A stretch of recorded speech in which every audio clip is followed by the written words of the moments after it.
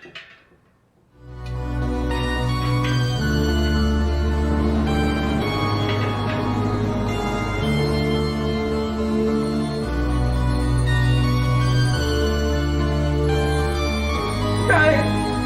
estás, güey! ¡Ah! ¿Qué hola, Biciparranderos? ¿Cómo estamos? Hey, everybody! So, I'm working on a wheel right now here at the Lampago Wheelery, and it's really nice to see you. It's Halloween night, one of the scariest ever, for sure. And we're here to celebrate unity. We're here to celebrate ourselves. We're here to celebrate lots of things. But I'm forgetting what those things are, so I'm going to go back to this board over here. And move this aside. And let's look and see what we have for tonight.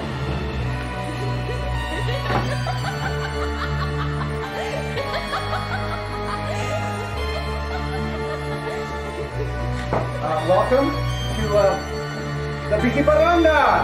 It's Saturday, Halloween, and it's really nice to see you. Well, I really can't see you, but that's that. I kind of sort of see you in my head. It's been a while since like Corona started back on the Friday the 13th. But still, just want to welcome everybody to tonight. We have a big agenda ahead of us. We're fundraising for Black Lives Matter in Los Angeles. That's right. They're a great organization. They've been around for some time now, fighting the good fight and ensuring that we have boots on the street, making democracy go forward. So please, follow the links and kick down for Black Lives Matter LA. They're a really important organization and we support Black Lives Matter. And don't forget, Election Day is right around the corner. So vote. Go vote if you haven't already. Make sure that happens because times are going to get scarier if you don't. So get out there and support Black Lives Matter and be safe like we're being here today. We'll see some people tonight not wearing masks.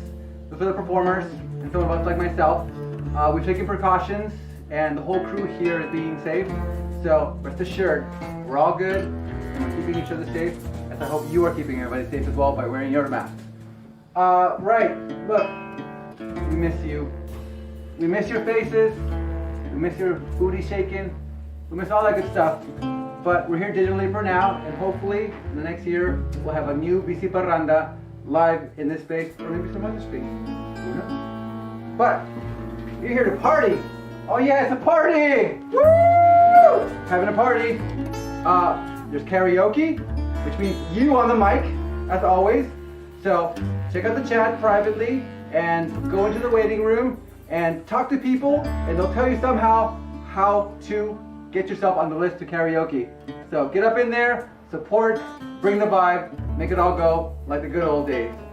All right, we've got bands. We got Very Be Careful from here in Koreatown. And wait a minute, we've got Fantasy Love, who's also in Koreatown, and Ciclos the METALONGJOHN, also in Koreatown. We got a Koreatown party in the house.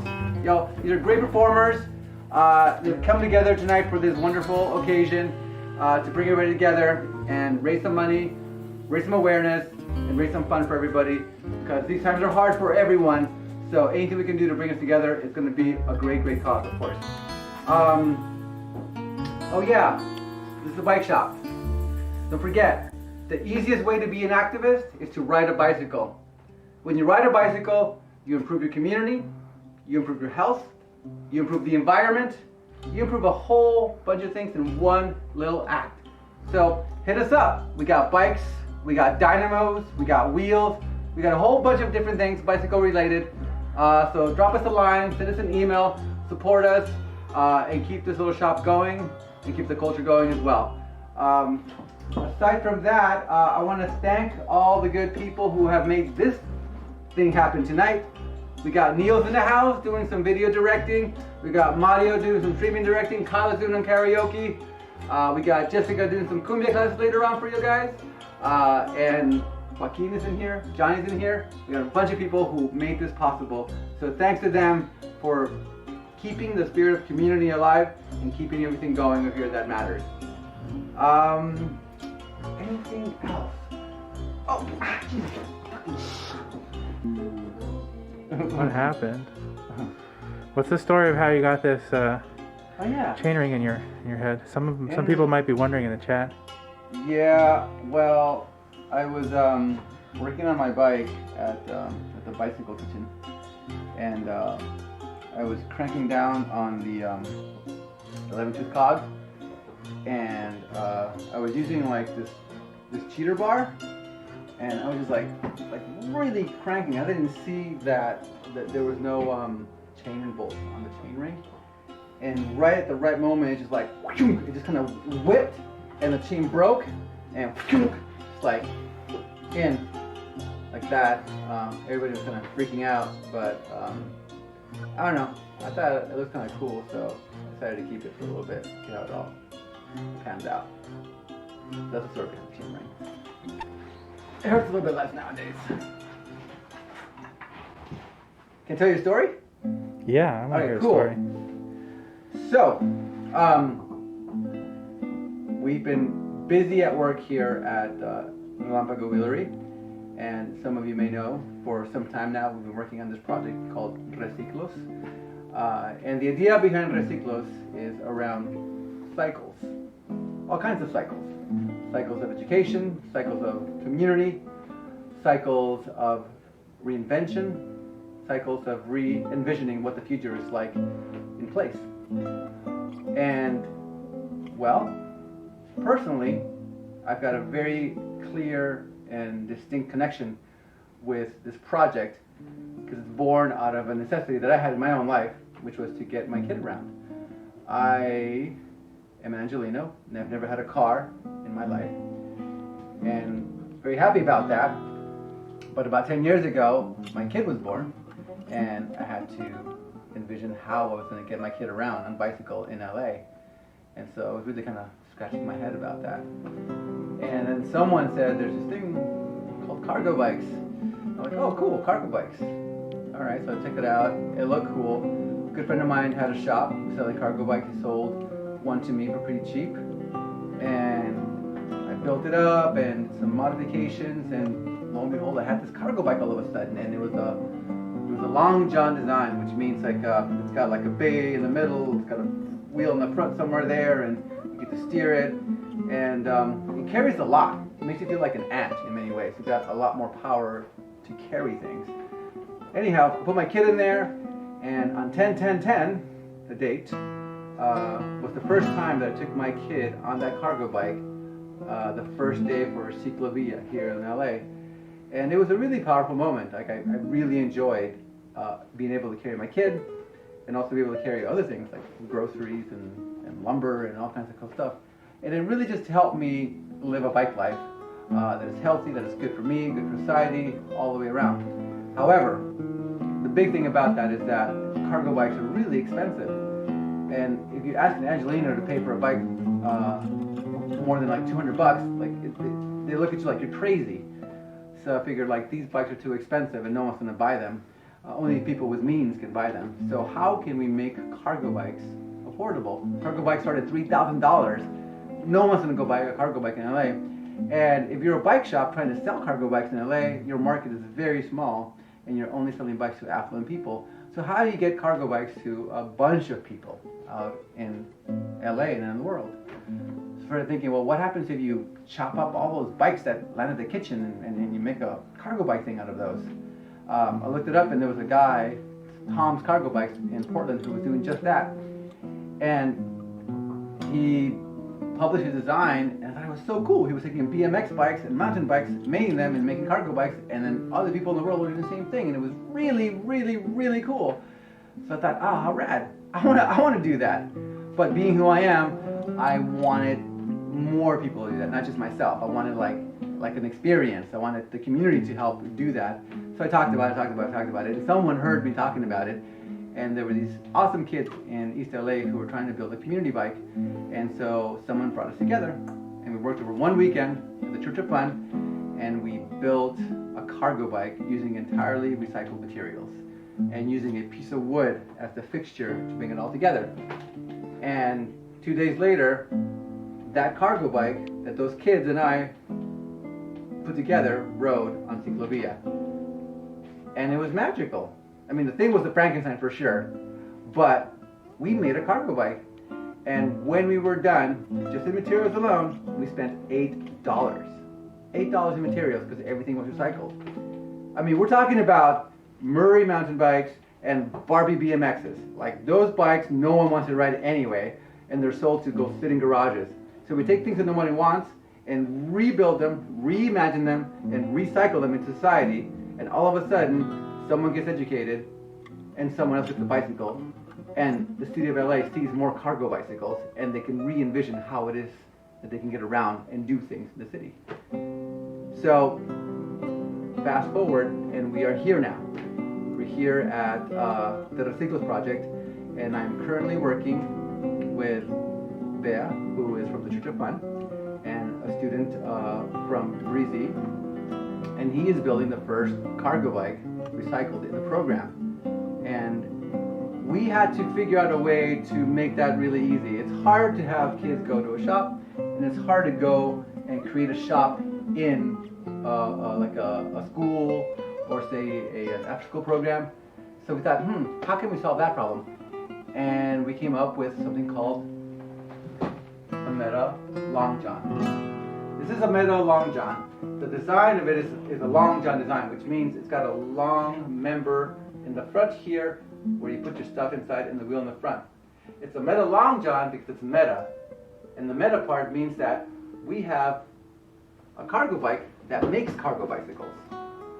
So on a cargo bicycle, we carry a welder, some cutting tools, and some other basic tools to be able to ride our bicycle anywhere and create another cargo bike, just like this one, with that cargo bicycle's help. That means we show up to an after-school program, and they provide us bed frames, angle iron, we see all over the streets in LA, a BMX bike and a mountain bike, and together with a couple of weeks of work, we can make another one of this with recycled materials. That's what we're up to nowadays here at Relámpago, and that's what we're working toward for the coming year, to get more people on these kinds of bikes. But, like, why? Well, we're here in a moment in time when the earth is falling apart. The political powers that be are not helping that matter any at all. So we say, let's empower the youth, let's empower ourselves, let's take what's bound for the trash, a landfill, and make it into something beautiful that can serve as education, transportation, health, and probably most importantly, healing for ourselves and the world. And our student right now, he's just learning how to weld. He's doing really great. And in a week's time, he's going to sell that cargo bicycle to another friend who will be delivering bread to farmers markets on that cargo bicycle. And then later he's going to build another cargo bicycle for another friend. And then he's going to build another cargo bicycle for an organization. And then 3 cargo bikes down, he's going to get a student for himself. He's going to teach that student how to build a cargo bike as well. So we can populate as many places here in LA, and hopefully beyond, with cargo bikes. That's a message that there's a better way to do things. This may not be the answer to everything, but it's a step in the right direction. And we think that the youth and community and mentorships can really help that happen. So if you want to support, just keep an eye out for what we're doing over here, and soon we will start a fundraising program to ensure that we got the tools and the funds to pay people, educators, to do just this program and have a brighter future for everybody. In the meantime, ride your bicycle and karaoke away. Ooh. And speaking of karaoke, why don't we go and review those very rules?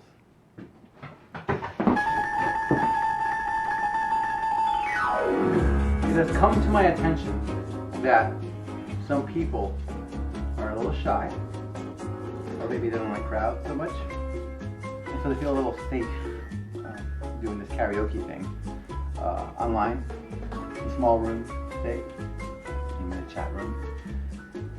But even in those spaces, there are rules that we must follow for karaoke. So right now I want to go through some of those rules, whether you're an introvert or an extrovert or a megalomaniac. I don't care. The rules are the rules. So let's go through some of them. Here are Relámpago Wheelery's karaoke rules. Rule number 1. No bribing the karaoke DJ. I mean, it really depends on how much, but really you shouldn't try to be bribing the karaoke DJ at all. This is bad form. The other rule number 1 is no giving up on your songs. That is definitely a no-no. Just go. When you go, and you gotta go, and you gotta keep on going. So once you start, you gotta keep on going. That's the glory of karaoke. And don't worry about judgment, because we have other rules for that. Like no spitting at performers. That's a no-no. Luckily, digitally, we really have a hard time doing that. But like in the old punk rock days, there were people who would spit at performers, but no, here no, we don't do that, we don't tolerate that. And along those lines, we've got a no heckling rule, which is probably like the real golden number 1 rule. No heckling anybody. If you heckle anybody here live, or even in the chat room, or even in the Zoom call, you will be X'd out. You're out of here. We don't tolerate heckling. We tolerate support and love. So please do that. If you're really high, and actually that'd be fun. Tonight you can be really high. You can sing. That'd be really great. So please do that. Please don't sing with your mouth full. No one wants to see that stuff. All right. Just finish your food, whatever it is. Yeah. Don't eat. Just sing. If you're skating or you're inline skating, that'd be fun to watch on Zoom. So please, we encourage that. And yeah, we got the music covered. Kyla's like on it, so like don't bring your own music. We got it. Give us your links on YouTube. We'll take care of that. Yeah. Any questions?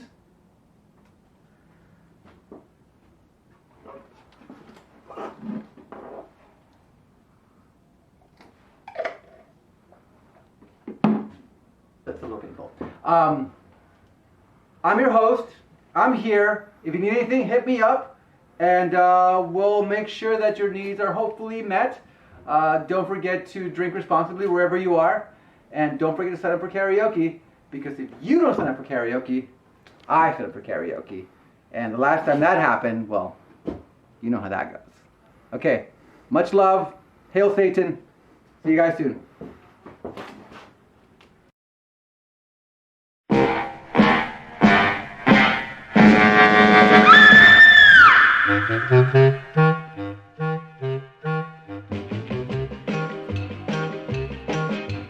Through my mailbox a letter dropped, an invitation to a rock and roll hop, sent to me by a friend of mine who lives in a castle with Frankenstein. Got to the castle about 7:45, swam the moat and climbed the... I don't know. Well, I guess it is what it is. I have a question. Can everybody out there hear me? Can anybody out there hear me? Am I being heard?